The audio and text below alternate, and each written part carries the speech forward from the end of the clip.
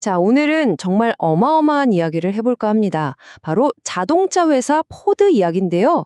포드가 전기차 전략을 그야말로 완전히 뒤집었습니다. 무려 195억 달러, 우리 돈으로 약 27조 원에 달하는 손실을 감수하면서까지 내린 결정인데 대체 그 뒤에 무슨 일이 있었는지 지금부터 하나씩 파헤쳐보겠습니다. 이 숫자 보이시나요? 195억 달러. 우리 돈으로 환산하면 거의 27조 원에 달하는 돈입니다. 포드가 전기차 전략을 바꾸면서 이 정도 손실을 감수하겠다고 선언한 건데요. 정말 말 그대로 천문학적인 액수죠. 아니, 상식적으로 생각해 보자고요. 어떤 회사가 이렇게 엄청난 돈을 그냥 손해보겠다고 선언할까요? 도대체 뭘 위해서, 왜 이런 막대한 손실을 기꺼이 떠안으려는 걸까요? 이게 바로 오늘 우리가 풀어야 할 가장 큰 궁금증입니다. 이건 그냥 차선 변경 수준이 아니에요. 말 그대로 전속력으로 달리다가 급브레이크 밟고 유턴을 해버린 격이죠. 자동차 산업 역사상 가장 큰 도박 중 하나였던 전기차 올인 전략을 근본부터 뒤집는 대전환입니다. 구체적으로는 포드의 자존심이자 주력 모델이었던 F150 라이트닝 픽업 트럭, 이걸 포함해서 대형 전기차 계획을 그냥 싹 다 접는다는 겁니다.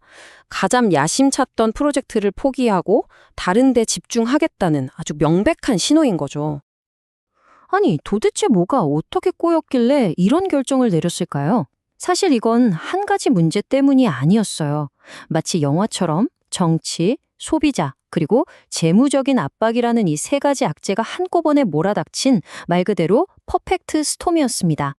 자, 그럼 이 위기를 만든 세 가지 핵심 요인들, 정치적 역풍, 식어버린 소비자 수요, 그리고 도저히 풀리지 않던 수익성 문제, 이걸 하나씩 자세히 뜯어보겠습니다. 우선 첫 번째는 정치적인 바람입니다. 예를 들어서 미국에서 정권이 바뀌면 7,500달러나 되는 전기차 보조금이 없어질 수도 있다는 얘기가 나오고 있거든요. 거기에 배출가스 규제도 약해질 수 있고요. 이렇게 되면 어떻게 될까요? 그렇죠. 차 만드는 회사도, 차를 사는 소비자도 갑자기 계산기가 복잡해지는 겁니다. 그리고 이게 바로 두 번째 문제랑 직결됩니다. 소비자들이 그냥 외면해버린 거예요. 이 그래프 좀 보세요. F50 라이트닝 판매량이 작년이랑 비교해서 무려 72%나 곤두박질 쳤습니다. 솔직히 여러분, 전기차 살 때 가장 망설여지는 게 뭐세요? 아무래도 비싼 가격, 이거 무시 못하잖아요. 재무적으로는 더 심각했어요. 올해 들어 9월까지만 계산했는데도 포드 전기차 사업부 손실액이 무려 36억 달러, 우리 돈으로 5조 원에 가깝습니다. 이건 차를 한 대 팔 때마다 오히려 손해를 보는 그런 말도 안 되는 구조였던 거죠. 자, 이렇게 사방에서 폭풍이 몰아치니까 포드도 가만히 있을 순 없었겠죠. 그래서 새로운 게임 플랜을 꺼내 들었습니다. 어차피 지금 전기차 레이스에서 이길 수 없다면 아예 판을 새로 짜자, 이런 거죠. 전략이 그야말로 180도 바뀌었습니다.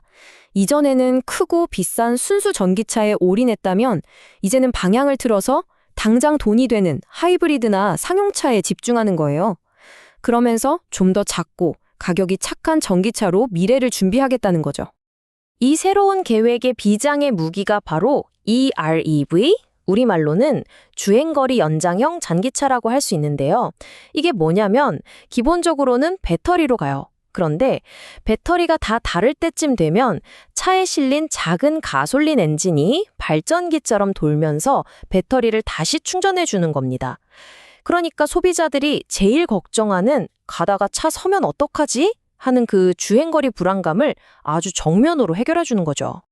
포드 같은 거대 기업의 이런 결정은요, 그냥 자기 회사 일로 끝나지 않습니다. 마치 큰 돌을 연못에 던진 것처럼 업계 전체에 거대한 파장을 일으키죠. 그 파장은 협력사에게도 고스란히 전달됐습니다. 포드는 우리나라의 SK온과 함께 진행하던 배터리 합작 투자에 대해서 30억 달러, 그러니까 약 4조 원이 넘는 돈을 그냥 손실로 처리해버렸어요. 이건 사실상 우리 앞으로 계획이 바뀌었으니 이 협력 관계도 예전 같진 않을 거다라는 아주 강력한 신호나 마찬가지입니다.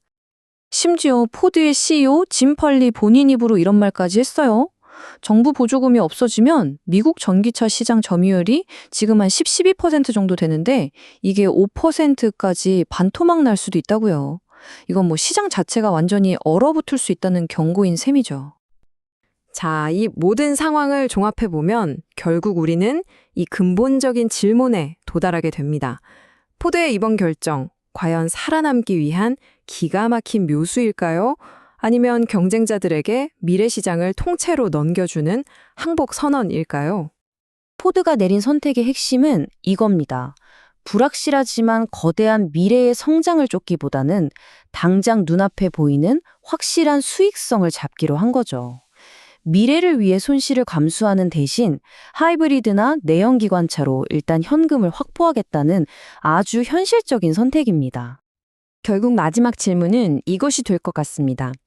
포드는 지금 당장을 버텨내기 위한 아주 영리한 방향 전환을 하고 있는 걸까요? 아니면 자동차 산업의 미래라는 거대한 파도를 경쟁자들에게 그냥 넘겨줘 버리는 엄청난 도박을 하고 있는 걸까요? 이제 그 답은 시장과 소비자들이 직접 내리게 될 겁니다.